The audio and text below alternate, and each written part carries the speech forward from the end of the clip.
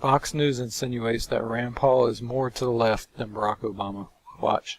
Studying up for this interview and hearing you today, I'm having some difficulty figuring out exactly where you are on the political spectrum, because in some senses you're to the left of Barack Obama when it comes to drones. On the other hand, you're to the right of Congressman Paul Ryan, whose budget you opposed, voted against this weekend in the Senate, because you say that it doesn't cut the budget, balance the budget fast enough. Do you think there's room for a realistic, feasible presidential candidate who's to the left of Obama on some issues and to the right of Paul Ryan on other issues? So what Fox News is trying to say here, that Rand Paul is actually far, far, far to the left of Barack Obama on his stance on drones, when in fact Rand Paul is actually far, far, far to the right, even of most conservative politicians in D.C. today. So this is complete misinformation. Here, I'll explain why. Okay, just to give some context on this, what they're talking about is Rand Paul's 13-hour filibuster on drone strikes on Americans on American soil. Basically, this is protected under the Fifth Amendment, which states this: no person shall be held to answer for a capital or otherwise infamous crime unless a presentment of or indictment of a grand jury, except in cases arising in the land or naval forces, or in the militia, when in actual service in time of war or public danger. Nor shall any person be subject for the same offense to be twice put in jeopardy of life or limb.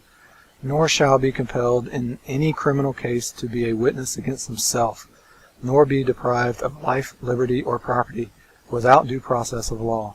Nor shall private property be taken for public use without just compensation. All right, the point that Rand Paul is arguing here of the Fifth Amendment is the indictment of the grand jury portion. Now, basically, this protects American citizens from being tried by any one person. You have to be tried by your peers.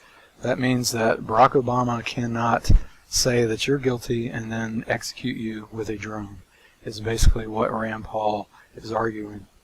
So the point I'm trying to make here with Fox News is, since when did defending the Constitution become more liberal than what Barack Obama stands for? If you defend the Constitution, you are far, far, far to the right of even, say, a neocon conservative like Mitt Romney or John McCain. You're taking a Thomas Jefferson point of view or stance here, which is far, far, far to the right of pretty much any politician that we have in Washington. So don't let Fox News trick you into thinking politicians that are actually way, way more conservative than probably Fox News wants them to be are actually more left than Barack Obama. Don't let them fool you. You should probably stop watching Fox News altogether and go to more independent media sources, probably on the internet.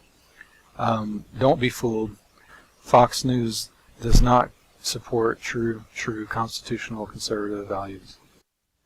I think we have a confusing spectrum. This left-right spectrum doesn't always work for people. But I think because of some of that confusion, it shows that someone like myself, I think, could appeal to young people, independents, and moderates, because many of them do think it's a mistake to put people in jail for marijuana use and throw away the key. So I think there are people who would like a less aggressive foreign policy. There are all kinds of issues that don't neatly fit in the left-right paradigm that I think would help, because we're not doing very well in a lot of these states, these purple and blue states. So we do need a candidate that would appeal across the left-right paradigm.